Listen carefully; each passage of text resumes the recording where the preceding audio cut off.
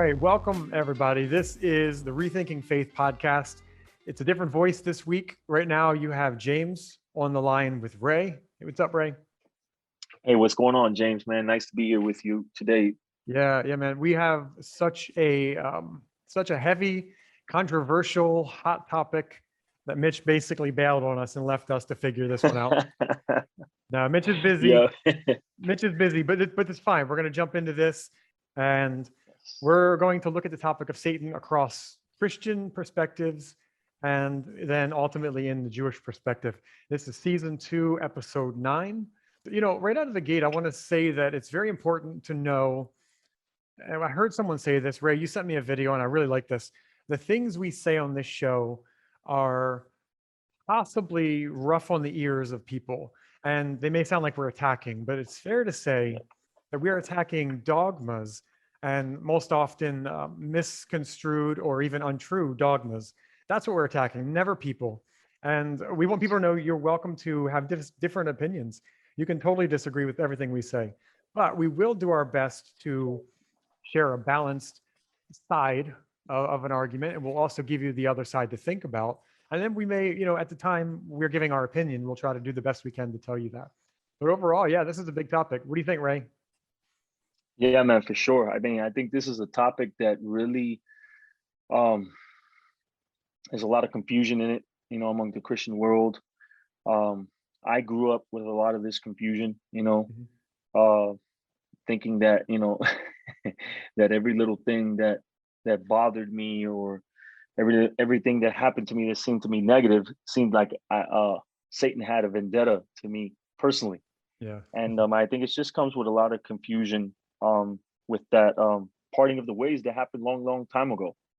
And the more the non-Jewish world, the Christians, separated from their Jewish roots and the foundation of their faith, the more this stuff got really confusing, confusing to the ears. And now, man, we're just all over the place. And so what we're trying to do here, man, is just try to bring some context to all this, some historical context, and see what the Bible actually has to say, and the Bible, we know, has a historical context. The Jewish people are the ones who gave us the Hebrew Bible, and that brings with it a tradition that comes from Mount Sinai, from Moses. We've said this plenty of times in other segments.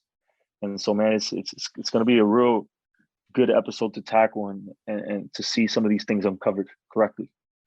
Yeah, well said. And you reminded me, it wasn't that many years ago, and probably for you as well, that even bringing up a topic like this, challenging a topic like this that has so much tradition through the church, this is enough to get you kicked out in a lot of churches. Yep. Right? This is one of those topics that there just isn't a lot of room for discussion. But I think at the end of this episode, we will have sufficiently laid out another alternative.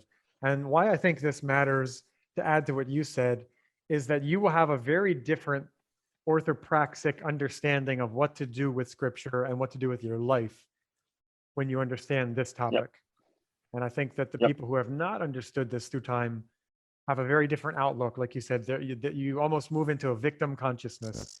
And that's a big Yep. thing in psychology today, right? That's it's a very dangerous place to be psychologically, in the victim mindset. And if everything bad happening to you is an attack, you really have no place to go from there. So hopefully we're going to make this relevant and understandable. And if you have any questions, as always, take it to our Facebook page, message us. We'd love to continue the conversation. Well, let me start off with just a thought.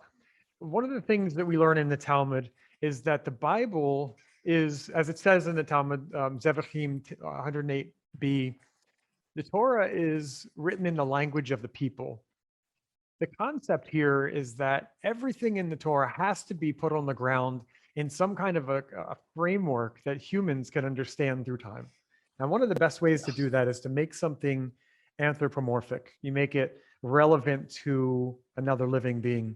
All right, there's a student who went to his Rebbe once and he said, "Hey, Rebbe, which parts of the Bible are mystical?" And he said, "All of it." And that sounds like something different than you would hear in a lot of traditions. But what he really means is that there are mystical levels to even historical parts of the Bible. There are mystical Yep. levels to even the very simple verses. There's another way to read that. And I think the topic of Satan really is one of those. And of course, Christianity leverages these topics as if we've already understood them, right? It doesn't give you any explanation. That goes for Satan and angels and hell and Messiah and afterlife. Exactly. All of these things come from a mystical understanding of the Torah, none of which is fully spelled out and detailed. So again, as we like to say, warning, we are now entering, rabbinic territory with some of this understanding. So, all right, so let's start this off, right? In your opinion, and from what you've seen over time, who is Satan, or what is Satan? Man, so I mean, I'll just give you the Christian understanding. I mean, Satan, in my understanding, when I was in the church growing up, was a big red devil. He had these big horns, and he was after particularly my soul, and then the next person's home, their soul. And Mhm. so he seemed to be given, if you could sit back and think about it for a second, he was seemed to be given a godlike status, right? Yeah, Because he could be everywhere like God. He was after everyone's soul, but if he's only one angel, how could this be? yeah, So you could clearly see that there's some type of dogma attached to it without really thinking this through, you know. And so he seemed to be the ruler of hell, and that's where he ruled. And he was, check this out, this is even more crazy, he was God's enemy. I mean God has an enemy who he can fight. He has an equal who can fight against him. That's yeah, crazy. I mean, that's crazy to think about when you think about the truths of the Torah. God created the devil. The devil works for him. yeah. That's in the simplest form that I could say that. So yeah, man. Right. And the way the way it's described to you and myself growing up in those traditions, it's almost as if it's paradoxical, right? There's a loving God, but then there's this serpent in the garden and this devil that's allowed to just, you know, destroy lives. And somehow Yeah. you're held accountable for that to some extent. It's a very strange problem to understand. And I think kids ask these questions early on. And then somewhere along the line, we learn not to ask those questions anymore. So, in its simplest sense, right? So, the word Satan in Hebrew, Hasatan, the Satan, can take on the meaning of like an obstruction or a blocker, right? Or you've heard people kind of give the idea of a stumbling block of sorts. That's a pretty good idea of what it is. In a practical sense, you could look at this as a force designed to challenge us, but it's for Yes. our own good. And Ray, you're a personal trainer, right? You are pushing people to do more than they want to do for their strength, for their development. Yep. If you didn't Yep. do it, they would probably lift a few weights and then go home, right? But you're there to make them stronger. And we'll uncover this in a little in the next 30, 40 minutes or so. But yeah, so in a mystical sense, this idea of the Satan, this Hasatan or the Satan, however you want to say it, depending on your tradition, this idea takes on a personification through Jewish thought. And that's what we're going to make the bulk of what we're talking about. But it becomes more of a personified force, right? It's no longer just a force. Now it has a face and a name. And in one teaching, you will hear in the Bahir, Bahir is it's probably the oldest mystical text from around the 1st century. They give the word Satan the definition of turn aside. Now, think about this for a second, and we'll unpack this. But if the Satan causes you to turn aside, this is what Mm. tshuva is about. Making tshuva, repentance, is But returning and turning back. So the Satan is some kind of a force that causes us, if it's successful, to then have to make tshuva, to return. So it's a very fascinating concept. You can see it's very dynamic, the language here. For the people who are versed in Jewish hermeneutics, the Gematria of Satan is very interesting. It's 364. And the teaching goes that the Satan has the power over mankind for all of the days of the year except for one. And that last one is Yom Kippur. So on Yom Kippur, that Satan does not have the power over us. And that's an interesting concept in itself. But one thing I want to say as we really dive into this, words like the devil and Lucifer, these things are really problematic. In the New Testament, the word diablos, where devil comes from, it's really a title. And Paul uses this Yes. as a term for slanderers. The Satan in Hebrew actually can be anybody. David, I think, at one point is a Satan for the Philistines, if I'm Yes. right. So it's Yep. not An saying that adversary. David, Yeah. yeah, David's not the devil. He is an obstacle. He's an obstruction for the Philistines. And then you have a word like Lucifer, and in its plain sense, it really doesn't exist. These ideas really come into play much, much later. And this personification is probably one of the most interesting pieces, because I think, in my opinion, what is rabbinic hyperbole or rabbinic creative writing, this personification, is what the church latches onto very early and develops this concept further through time. What do you think of that? Yeah, man. I mean, these concepts, the way they've been brought down, and like you said, Lucifer, that was the name that I grew up thinking that was the devil's name. This obstruction, this angel. He has many different roles. Ultimately, he is an angel, but as well, he's also connected to bringing about free will, right? Yeah. Because if there was no challenges, then man, would probably choose the correct way on his own, right? But it's all connected to the beginning. I think the Talmud says like this. It says Satan, Samael. Okay, I think that's his name given to him, his real name, not Lucifer, Samael. Satan, the evil inclination, and the angel of death are one. This is how they explain it. Yep. And they work in they work in tandem. So this angel, he's only one person. Okay, he's only one force. But he works with what happened in the beginning. And we were talking about this earlier, you and I, in the Garden of Eden. This force used to be external to man. I believe in some mystical texts, I think even in the Talmud, Satan is said to ride on that ancient serpent, the serpent of the Garden of Eden. He rides on him. And so what happened when he caused man to think and choose against God's will, he was able to inject into man this spiritual pollutant, this zuhima, the rabbis call it in Hebrew. This zuhima is a ritual impurity, which Like causes, a filth, which causes man to. So once upon a time, this evil inclination, this fight against man used to be external to him. But the moment that he rebelled against his creator, it became internal to him. This is why every individual, especially Christians, believes that the devil has a fight with him in particular. Yeah. Okay? Because, this angel is one being, one entity, but this spiritual pollutant is injected into every man. Now, don't confuse this. I tell these folks all the time, don't confuse this spiritual pollutant with meaning the sin nature. No such thing exists. That was something created by the church fathers, okay, in order to support some of the dogmas of the church.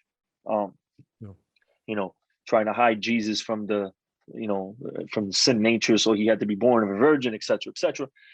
This zuhima it's just what it is, that how God created a system in place so that man can choose the good and reject the evil in order to make room for free will. Right. This is what this world is for. And so this is the backdrop of what happened in the beginning. And this covers a lot of the topics that we're dealing here with Satan, the evil inclination. And if you continue to buy and fall to the evil inclination, you continue to sin, it eventually causes, if you have enough, causes the angel of death to come and take your life. Yeah. And your life will be on the balance. And then when it's time, which none of us know, and your time is up because you have enough, then the angel of death is granted, the go to go get you. Yeah, man, that is it's a really deep concept. And for anyone listening along, and this is one of those trepidatious topics, we're going to unpack these terms like the evil inclination, the Yetzer Hara. But you said this verse, and I found it here, a version of it, Bava Batra 16a, Reish Lakish. So this is the first century, I believe. Says the Satan, the evil inclination, and the angel of death are one and the same. It's the three aspects of the same essence. Now, to me, that is a very powerful tool, which if we had known that early on, historically, we would not have quite the same problem with this topic of Satan today, right? Exactly. If someone had just said that from the beginning, I remember when I first came across this verse, I think I closed the book and I didn't want to tell anybody about it because that undermines everything the world runs on. And even pop culture has an idea of Satan and hell. And if someone had cleaned this up and understood, left some kind of note like this in the New Testament, what a different world we'd be in. Yep. But we're going to unpack that. So one thing that we need to understand, number one, and this is a very important topic for us to touch on before we go too much further. The idea that Satan is somehow equal with Hashem, the creator, and or outside of his reach is absolutely problematic in the Jewish perspective. And Yep. we need to understand that any created being, of which an angel is a created being, and the Ramchal brings this down in Derech Hashem, that all of the elements between the creator, again, we're locked into physical terms, we're imprisoned with terms of time and space. So just try to take these loosely. Between us and the creator are intermediate beings that allow his decrees or his judgment or his blessings to reach us. It's not as if, even in physics, we know this too. There are molecules. It's not like the air has nothing in it. The air has molecules. So picture Right. all of these being some kind of intermediary. And there could be some kind of demons. Certain types of demons are used. The stars and the constellations are part of those beings. Angels are part of those beings. There are different types of angels, some with names, some without names, right? And some of them exist for one task and then they're gone. Yep. And this acts of nature are another of these. So we have to understand and put the idea of Satan, the Hasatan, right? He is in this ladder of intermediate beings that exist between us and the creator that are somehow useful in his plan. Yep. And that's the big question we need to answer. But we need to start with the idea that some of these ideas, and I'm familiar with, like we'll say Jehovah's Witnesses, they have this idea that Satan is the ruler of this world and he's somehow outside of God's control. And I see these tractates on our door, and it's really an abstraction from the personified terminology that the rabbis lay down. And that's a very dangerous way to look at it. There is nothing, no created thing of any kind even close to the level of Hashem. And a lot of people will take this verse that Satan is the ruler of this world, and one of the verses they'll cite is John 14:30-31. They'll say, Yeshua's talking, I will no longer talk much with you, for the ruler of this world is coming. He has no claim on me, but I do as the Father has commanded me, so that the world may know that I love the Father. Right? So he says, I won't talk with you much longer, for the ruler of this world is coming. And the easiest way to look at this is all things on earth, I would even say in this universe, are scheduled to die. It's inevitable. We have a life that begins and it ends. And because go back to that quote from the Reish Lakish, he's using the angel of death piece of this puzzle. And he's saying the ruler of this world. So because all things die, the ruler of this world, the angel of death, is going to, is going to be coming. And he's basically saying all are going to die, right? It's really what they're saying there, in another non-personified way. But that's really just kind of laying out something we already know, but they're using very powerful and visual and creative language to say that. And of course, this is very deeply tied to the work of Messiah, who will eradicate the need for an angel of death. And that's the work of Messiah coming, right? That's the eternal life Right. that comes in the Olam Haba. And we'll never be able to unpack all of that, but you have to almost keep this, all of the listeners, keep this quote from Reish Lakish. Remember, it's Satan is, and I'll go back and I'll read it again, just so you can keep this in mind. This will be very helpful. It's Satan, the evil inclination, and the angel of death are one. So you almost have to know when to interchange those roles for the statement being made, because they're all saying the same thing generally, but they're saying it in a different way. Yeah. Yep. Yeah, man, for sure. I mean, that Gemara there. I mean, it's like you said, man, it's so deep. I mean, me too. When I first read that, it helped me so much because, like I was saying earlier, they're so focused on some external entity coming to deal with them. They don't understand that it's already right in here. Yeah. And it's not to say that a Christian doesn't understand that there's a bad inclination and a good inclination. I mean, at least subconsciously, he may know that. But the fact that he doesn't really focus on it and really tackle the fact that we must deal with the Yetzer Hara, the evil inclination, even more, and understand that this is the actual agent that's used against man more than anything else. Mm-hmm. And without understanding that, and understanding that we have the tools to be able to overcome, which is the good inclination and Torah. It becomes, you could see that the life of a Christian is almost always, what does it say? I can't do nothing. I'm a sinner saved by grace. We always sin, and that's why we need Jesus, because they don't have the tools. They don't have the tools that most Jews do. And that's why Jews will say something like, we all go to God and all we need is to do the will of God, and God gave us the tools to be able to serve him correctly. It's a different mindset. Because they have the foundation. They understand the correct concepts. Yeah, well said. And you kind of touched on the idea that the Jewish world generally understands the difference, and they understand this terminology. So there's not a lot of need to explain it. And in fact, I would say in recent times, some rabbis have stepped forward to explain it because there is so much confusion in the world with this other approach. I've even heard some people say, look, I don't want to have to talk about this, but there's so much confusion because of some of the ways Christianity has taken these terms that we have to put some time together. I've heard people say this. So let's jump in then. Okay, so it's generally assumed, at least in the tradition I grew up, that the serpent is Satan. Yeah. Right? Yes. Now, how did we, like, Reish doesn't say that. He doesn't say anything about the serpent. So how did the serpent get to be part of this? And this is a big deal too. And I'll share this. I know people, I've even watched Christian pastors talk about how they killed a snake in their yard with a shovel, or right, like, and they're pretty triumphant and proud of that because it's the Satan.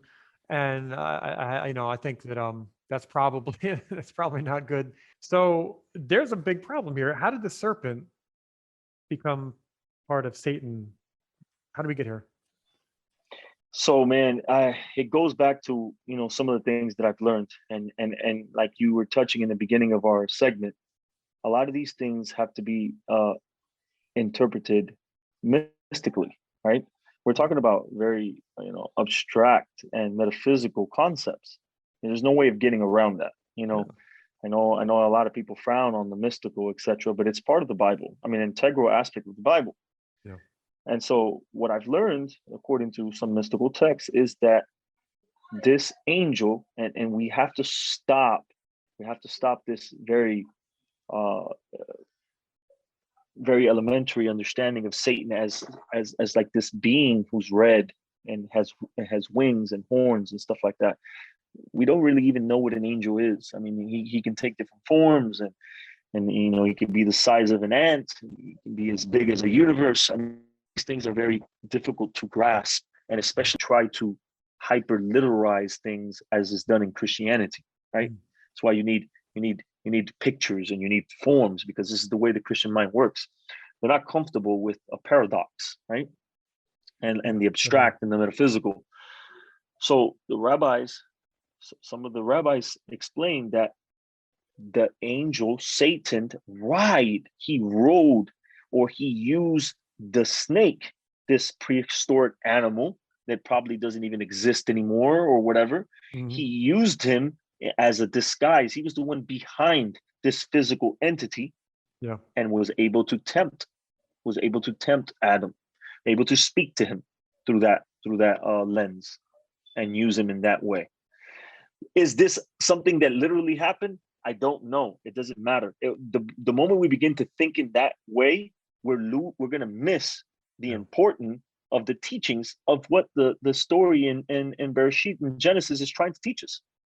Great point. And and this is one thing that's probably shocking to some listeners, but even in the deeply religious Jewish understanding, you can take the Garden of Eden situation as literal or not at all, and that's totally well within bounds of your worldview, and no one will kick you out.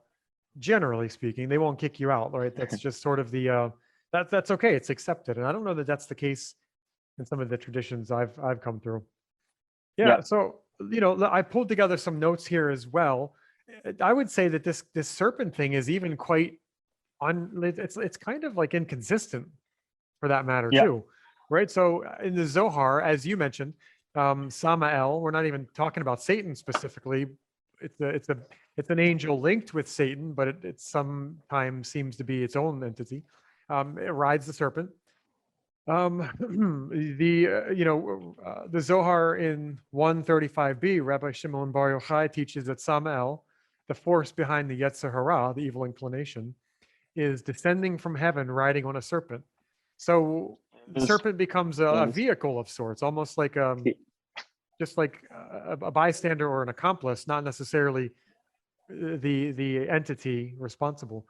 We have in First Enoch references the angel who led Eve astray. And some people would say, oh, that must be the serpent, right? But in First Enoch, it's God real. So it's not, again, we're not even talking about the other, it's inconsistent, right? We're not seeing Satan is the serpent. So the serpent's mentioned in a lot of other texts. And it seems like, again, in the Zohar 152a, it says the serpent is the death of the world.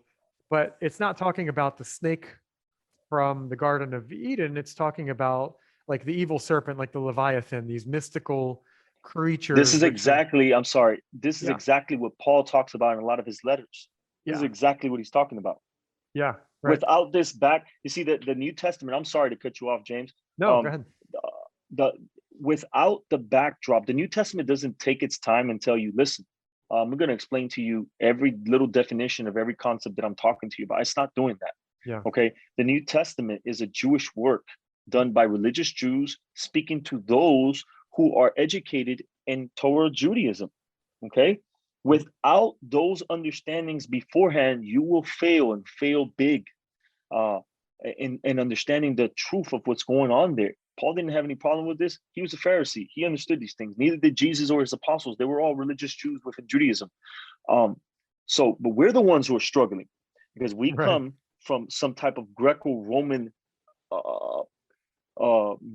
Greco-mythological worldview. We live in dualism. The gods were human, made in the image of man. Everything was physical. That's why they lived in the sky, on Mount Olympus, So this is the difficulty in understanding these things. And I had to say that because as you was reading those things, I think about Paul and what he's talking about, how he talks about Satan, how he talks about the fall of man and this angel of destruction, etc. So, I mean, that's just amazing, man. And that's a great point because we see that again in Revelation 12:9 and 22. We see the idea of the serpent and dragon being mentioned, and a lot of people instantly connect that to Eve. And of course, the church fathers do say this. We have seen this tradition. We've heard it passed down. But it seems more consistent that Revelation, as in a Jewish apocryphal book, is also connecting to the serpent of old, which does have its reference to the end times, right? It's said in some of the Midrashim, the banquet of Messiah will be under the the sukkah will be made with the skin of the Leviathan, right? So it's a very deep concept, but it goes over our heads and we connect it to the most logical, simple thing that we're aware of. And we don't know what other options there are to play with here. We see, this is an interesting one to me. So in the Bahir, again, this is that, again, the first century oldest mystical text. We see Satan referred to as the prince of chaos, but it also refers to him as the Yetzer Hara, the evil inclination. So we're still well grounded in the phrase of Reish Lakish, right? Yep. We're chained to this idea of the Yetzer Hara and the Satan together. And there's a spin-off tradition, and this is a very popular one in the church. And this is the idea that Satan is an angel who is cast down from heaven. And this, the other verse we just read from the Zohar, Samael is seen descending from heaven, riding on a serpent. So it seems like he has some autonomy in that version. In this tradition, usually taken from Isaiah 14:12, it's the son of the morning, Hallel ben Shachar, right? And Yep. the interesting thing with this is it's Satan who is cast down from heaven. I know there's some people who kind of take that verse out of the Gospels as well and apply it. But the idea here is the word used for the son of the morning for boasting is also the same word for praising, mit hallel. And in this tradition, and I've heard this taught, that Satan was, he exalted himself too far. He was boasting too far and he was cast down. And you'll hear Paul say in 1 Timothy, connecting to this, be careful not to make a recent convert a leader who'll become puffed up with conceit and fall into the condemnation of the devil, right? Mm-hmm. Or even later in that passage, he says, the snare of the devil. We're still seeing a very consistent use of pride, which is connected to the Yetzer Hara, as we'll talk about. And this very dramatic casting down of a being, which, again, that's just another tradition. That's not the only tradition, but we're still seeing it's very consistently used with pride. And all of these are really, in my opinion, just creative ways of saying the same thing, right? If you're teaching people, you want to teach people from different angles and different stories and parables and lessons. And when you get into the mystical world, it's not uncommon to see this. But I think the audience generally knew in a Jewish worldview what was being said. No one, to my knowledge, was taking the idea that an angel was cast down from heaven and he's now at war with God. No one took that in a literal sense. I think they knew how to parse this out, whereas later readers disconnected didn't, right? It's amazing, man. If everyone could step back and take a look at what's really going on here, it's that the evil inclination within man is that inner rebellion against God, right? It's that same first sin of Adam, manifesting itself in the rest of his offspring, and when we rectify our character, our ego, and submit it, which is connected to the evil inclination, right? The ego.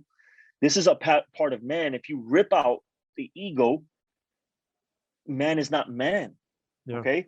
We're supposed to submit and make it submit to God, lower itself. This is the rectification of the Garden of Eden, of that first sin. Okay, getting the evil inclination to submit itself to the good inclination, to submit itself to the will of God.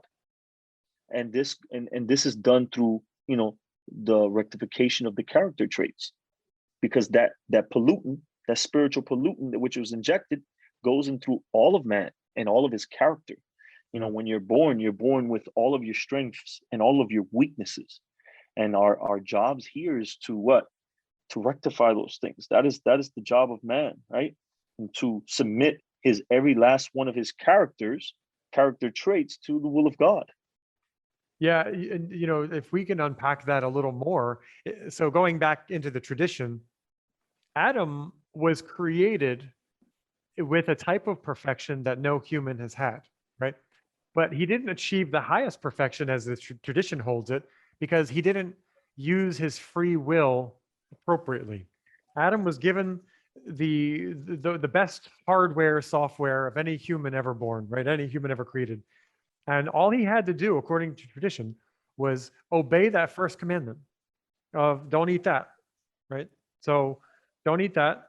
And he will have used his free will and rectified and reached a level higher than he was. It's almost like you have a school play, right? And you've practiced this role and you're ready, and they put you out there and you just have one line.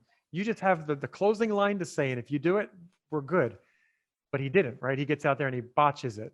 And this gets into the mystical tradition. The level of the soul that he didn't achieve never became part of his, and mankind Yes. collapsed. And that level of the soul then becomes the soul of Messiah. And the Messiah is the one who comes and keeps Torah and rectifies by what?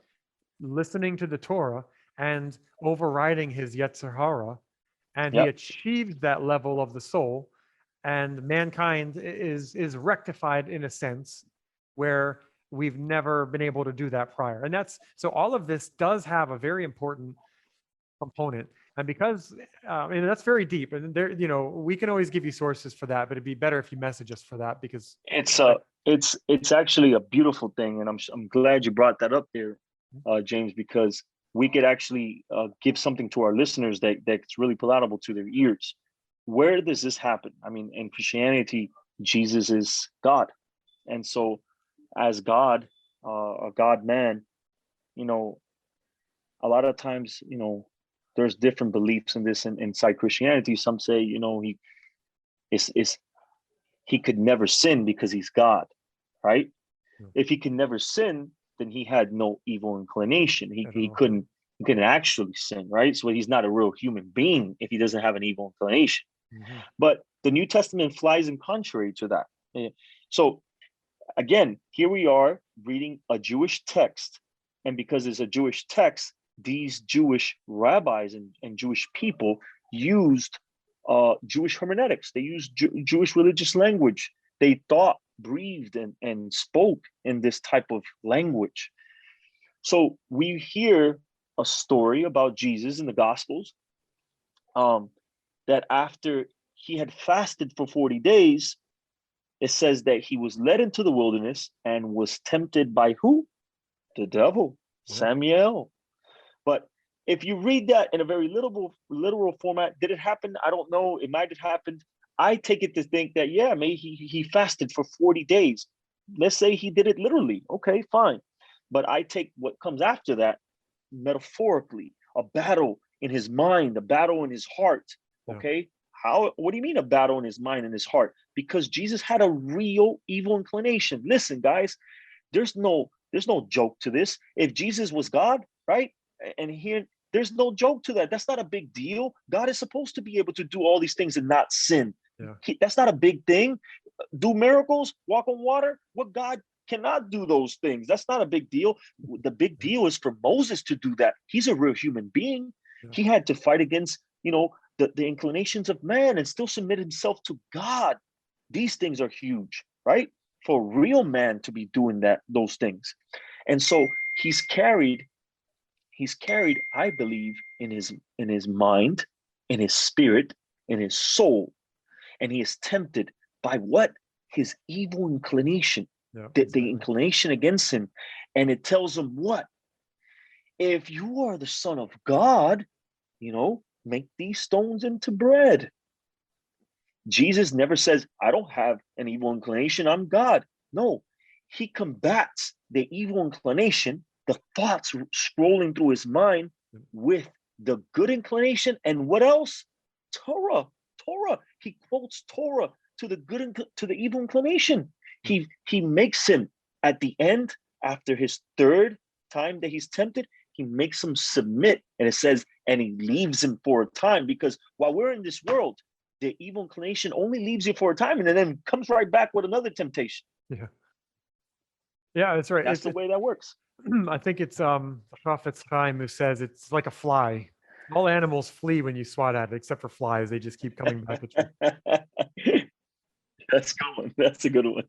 So you really unpacked some really good, because if Yeshua wasn't a human, then that's not a model anybody can follow. We're in trouble, right? Like Exactly. there's nothing for us Exactly. to do here because it's very obvious we're not at the level of God, so we are not going to be able to do, like we might as well roll it up because there's nothing we can do.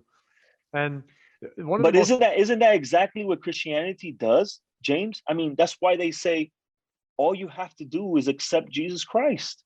I mean, there's no work for you to do. You have to assent to this spiritual knowledge, get all these right theological thoughts in order, and that's how yeah. you're saved, because there's nothing you can do that Jesus didn't already do. Yeah, and you know, so the Torah, like you just said, he never said anything about abandoning the Torah, right? And they couldn't find anything on him. He was not guilty of ever um, abrogating any of the Torah laws. And you know, it reminds me of a verse, two verses in James. He says, "This is James 2:12. Speak and act as those who are to be judged under the law of liberty." And he says the law of liberty, right? The Torah of liberty.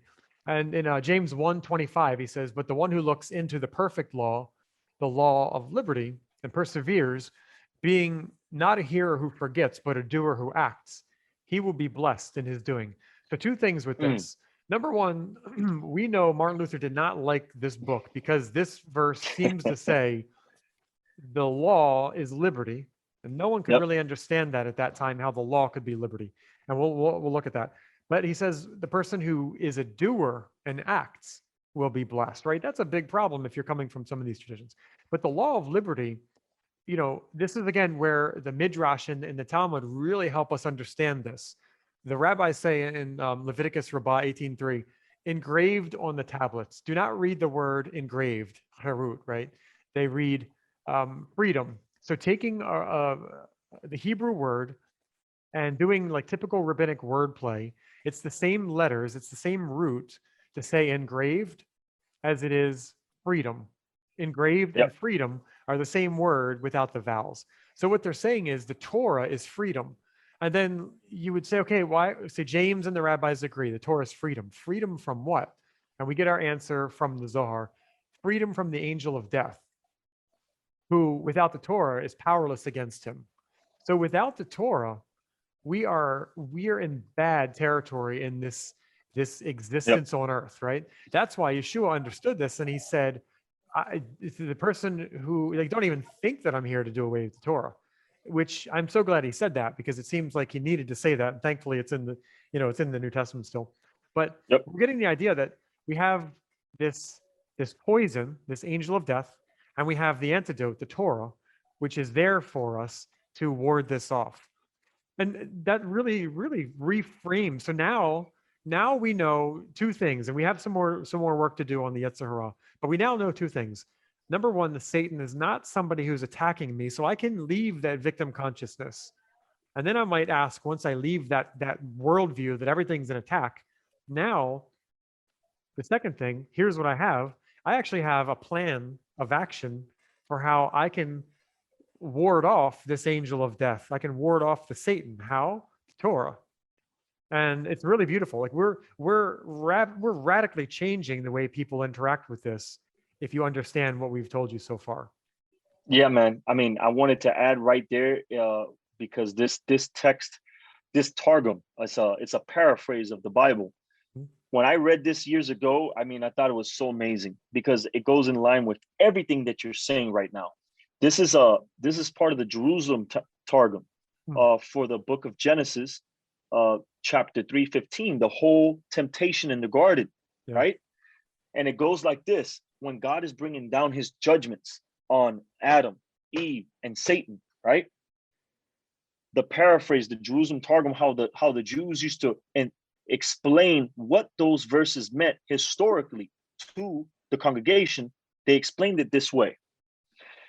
It says, "And I will put enmity between thee," talking about Satan, "and the woman, and between the seed of your son and the seed of her sons.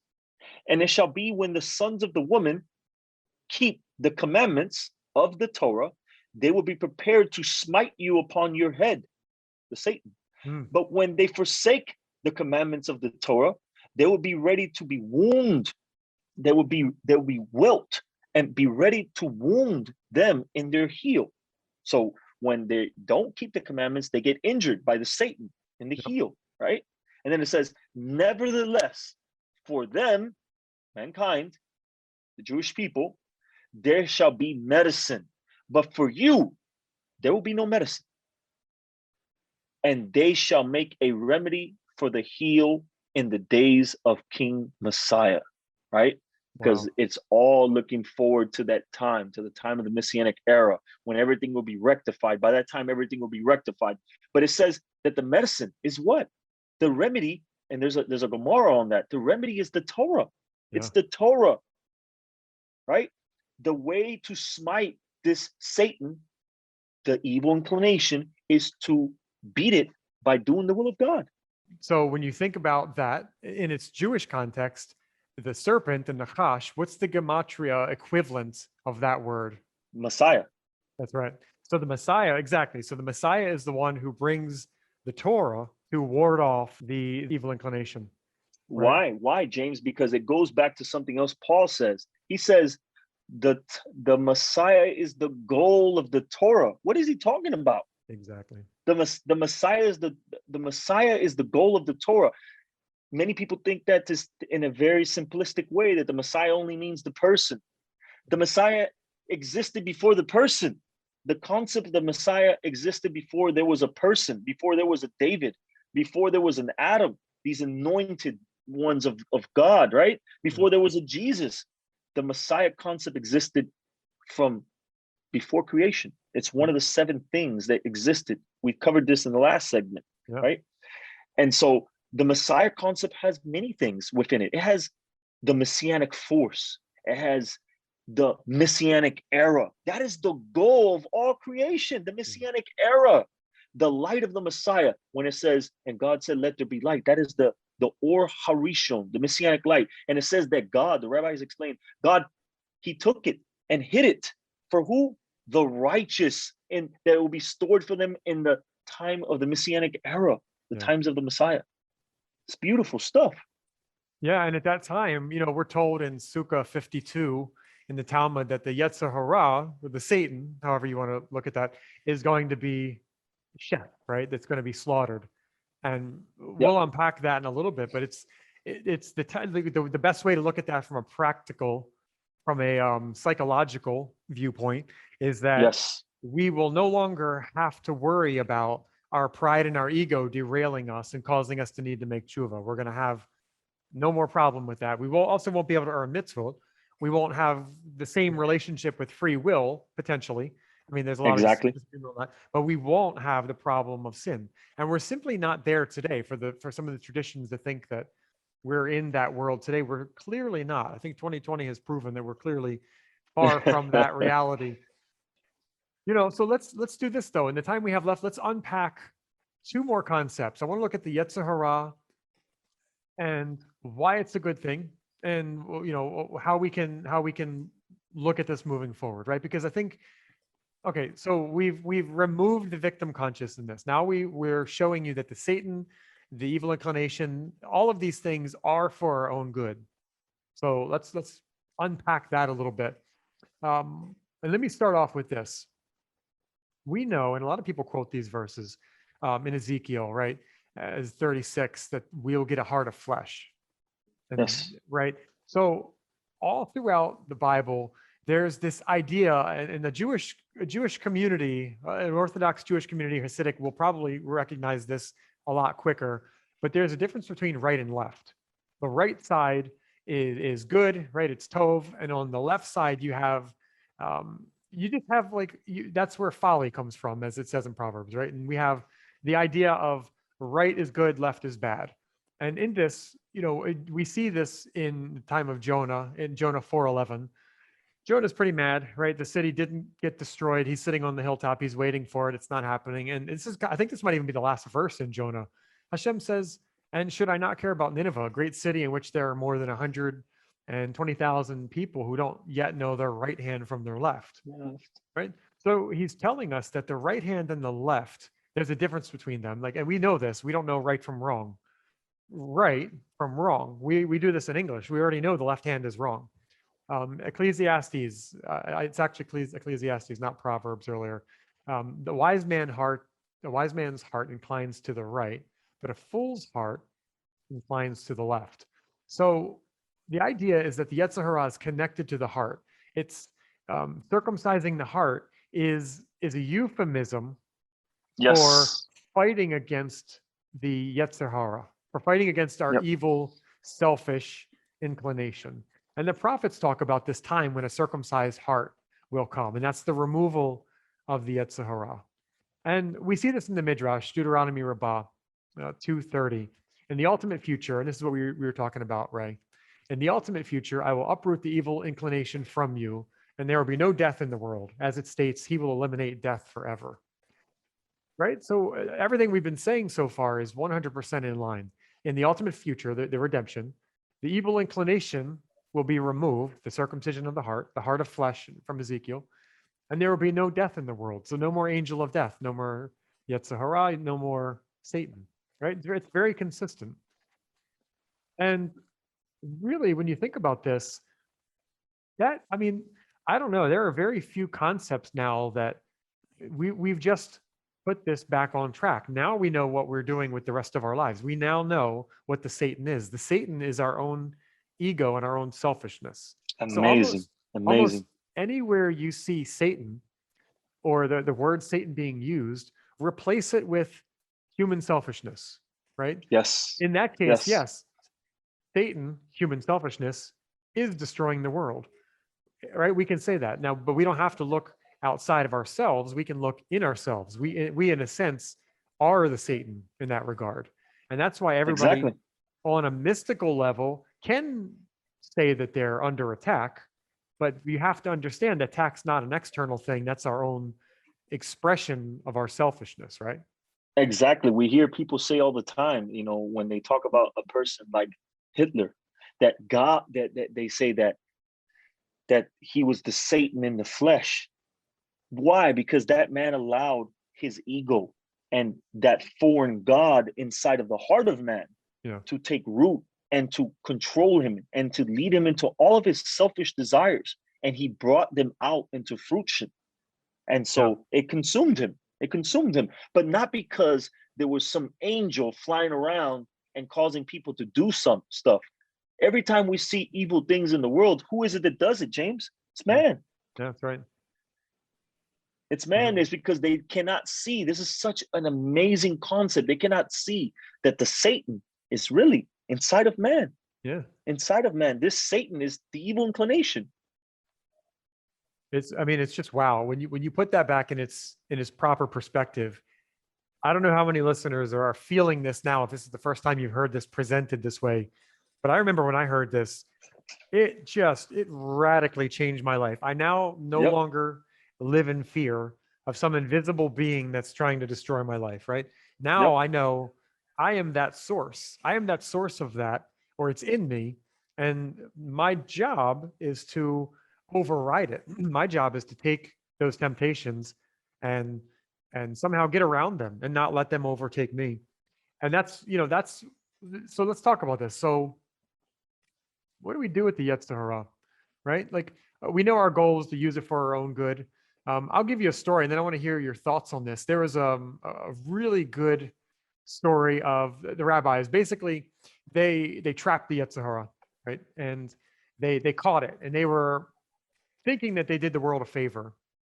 And if I recall, I mean, right, it's logical, right? You get rid of the Yetzer Hara, and it's before its time. There's no Messiah yet, so they just decided to go ahead and take matters into their own hands. And it was never described as a serpent. In fact, I think it might have even been described as like a fiery lion cub or something like that.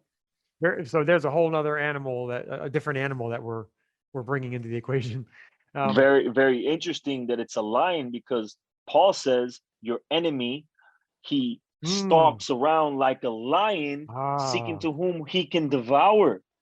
I've never connected that. That's awesome. I've never connected that. Yeah. That's exactly what he says. And there's other passages. You brought this one up. I don't think I had ever read it before today. I mean, before you had presented this information to me, but I had read it in other sources where the Satan, the Yetzer Hara, is connected to a roaring lion. That's which is great. amazing. Yeah, so here we are. We're learning as we go here. This is why we love doing this. Yeah. So these rabbis, they take this thing and they trap it, and they're pretty excited. They think, we've pretty much solved the world's problems, and they wake up the next day and there are no eggs to eat, right? And it turns out that without the desire, without animals desiring other animals, there are no eggs, there are no children. There are a lot of things that the world basically will cease to exist because men will not take wives, or right. A lot of things that are very intrinsic to our survival are dependent on that desire when it's balanced. So You'll be they realize robotic. You'll be robotic. that's right. And right, so here we are. They've trapped it, and now they let it go because they realize, okay, we can't do that. And it's a beautiful midrash, because I think what they're telling us is it's absolutely necessary. And Yes. in Genesis Rabbah, we see that quote: "Were it not for the evil inclination, man would not build a house, marry a wife, have children, or conduct business." Amazing. Amazing. Such Right? amazing. All right, man. So what do we do with the time we have left? So we have officially put the Satan back in its respective place. He's no longer a being that is somehow outside of God's reach. He is 100% subservient to the will of the Creator. Some could even say it's not really a being. It's more of an internal component to us. You have your freedom to choose how you want to frame this up. But how do we move forward? How do we put this on the ground? What is our Yetzer Hara, and how do we get the best out of it in our time? So I mean, now where I'm at now, and I touched on this in the very beginning of our segment, is that where I'm at now, how I see this, I deal more with not the angel. He's not he's not consistently battling me myself. I don't think I'm that great, right? I mean, what I'm consistently battling is the pollutant, the evil inclination, which is the Good point. Satan that I tackle every single day when I wake up in the morning. He's right there, Yeah, right? good point. Battling him every single day. But the problem is, and it goes to a teaching that I heard one day. I mean, I've heard for a very long time, and I never understood it until I consistently, time with continue to pass on, and I grew in my understanding that I had heard of rabbis in the Talmud, or mystical rabbis, Kabbalists, etc., who said that they were so righteous that they had conquered their evil inclination in life. So it was said they had no more evil inclination. What did that mean? I never understood that. How were these people so great? These people were like superheroes. They conquered the evil inclination in their lifetime. There was only a few of them. There was only a few rabbis who did this. Which is actually What? opposite, right? Because you would hear that the greater you are, the greater your Yetzer Hara is. It grows with you. Yes. So that's really saying Yes. something.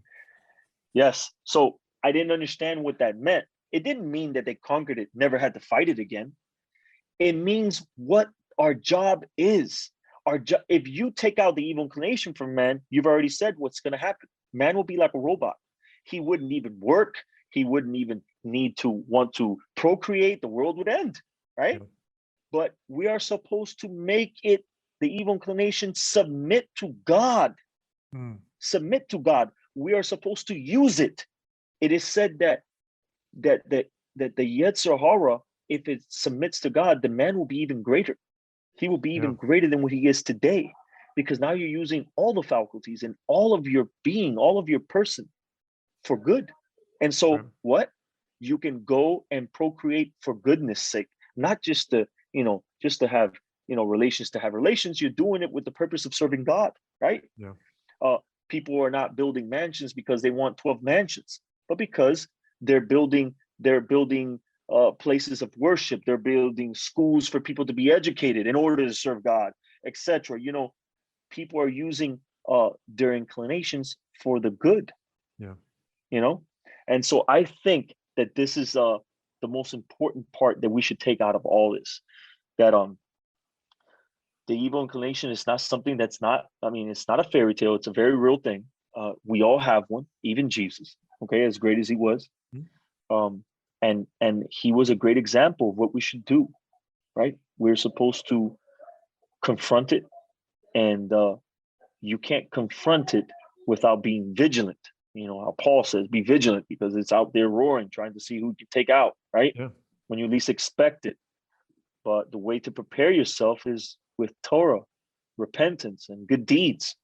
This is the way to be able to tackle it and make it submit to God, you know, very humbly. So, I mean, I think there's a passage, I think it's also in Jude or something that says that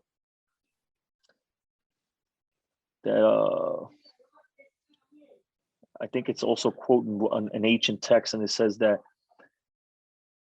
what Tzaddik said, may God rebuke you, and it says that not even Michael would speak about it this way. But we're supposed to have some type of humble fear of God and of this stuff, that we're going to continue to battle this until the Messianic era, when it's as the wording of the rabbis, they say they slay the evil inclination will be slayed, it will be killed. What does that mean? That we won't have it anymore? No, it means that it'll now work for the good. Man will now work with all of his capacity for the good and not for bad. Yeah, that's wonderful, man. When it comes to, I think for some people, they're probably trying to wrap their mind around this, right? We've just gone through a very difficult topic, and Yes. I'm sure they're probably going to need to listen to this once or twice just to hear what they believe they just heard. In my experience, I would say one of the best ways to look at the Yetzer Hara is this, and we said this: it will continue to challenge you all the way through your life.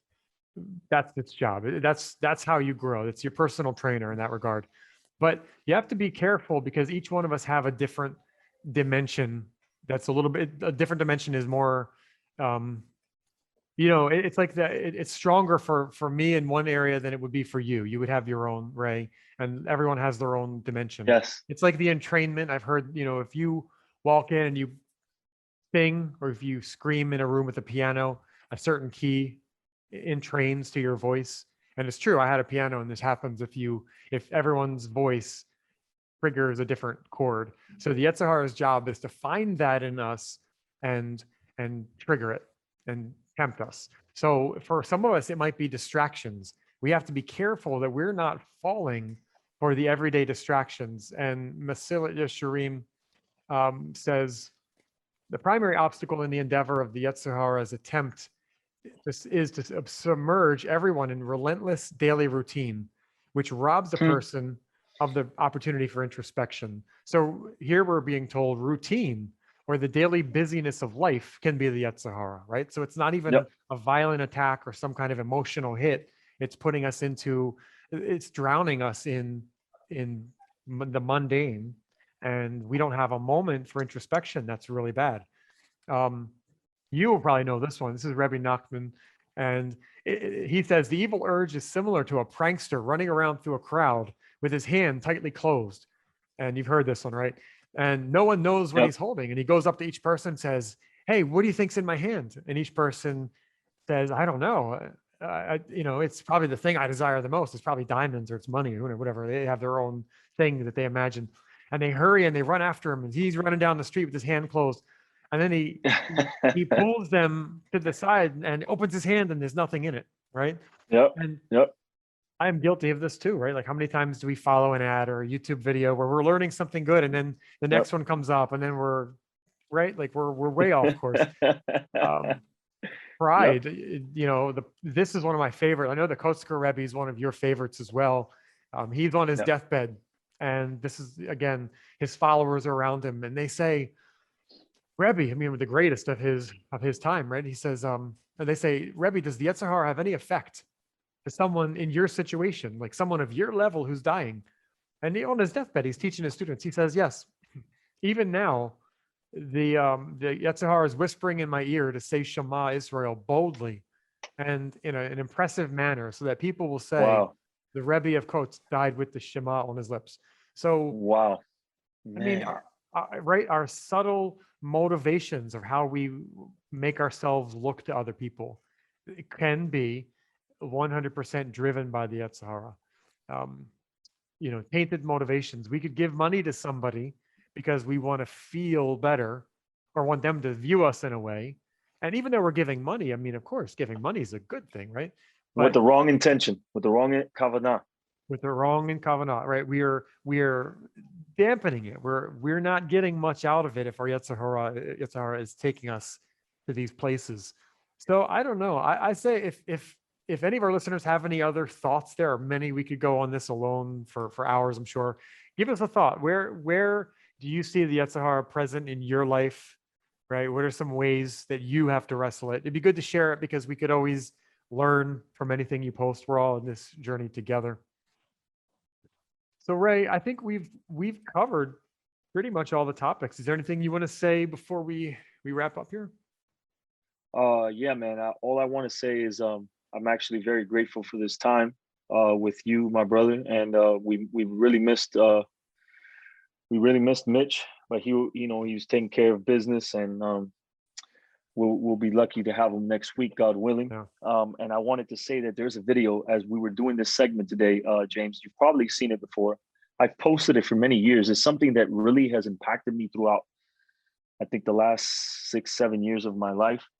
But as we were doing this video, I kept thinking about this. As we were doing this segment, I kept thinking about this video. It's called Tzaddik. It's an animation. It's an animation. And as I'm thinking about it, it literally speaks the entire segment and this entire topic. And I think the video is like 3-4 minutes long. And I would really ask everyone to watch it. I'm gonna post it on my page. And then when we post the link to this video, I'm gonna post it in the comment section as well. It's called Tzaddik, and it's basically the all of man and the evil inclination, how it attacks him throughout life. And every time we overcome one of its tactics, one of its wiles, the wiles of the devil is called, right? Every time we overcome one of these, we grow spiritually with God. Yeah. And throughout all life, we will be going through these rungs. And at every rung, the evil inclination will be there until we either become a great tzaddik like some of those who have become and subjected the evil inclination even in their lives or in the next world. So I really recommend you guys watch this video, and it's very impressive. It's very strong video. Yeah, please post that. That'll be good. I don't think I've seen that, so I'm looking forward to seeing that myself. Yeah, I'm gonna find it now. Well, Ray, great job. Like you said, we definitely miss Mitch. He's his role is very hard to fill, so we're looking forward to getting him back. And I'm glad that we got the opportunity, but we need Mitch back. Everyone who is listening to the show, we appreciate your time. You've made it through this very difficult topic. If you want more, go back to our page. You can find us on Apple, Spotify, and Stitcher. And you can listen to other topics, probably just as controversial as well. I think the last episode was Gehenna or Hell. So if you want to know how that ties in, go back, listen to some of our other episodes. And of course, always reach out to us, send us messages if you have questions, let us know. We're thankful for your time. This is season 2, episode 9, and this is Rethinking Faith.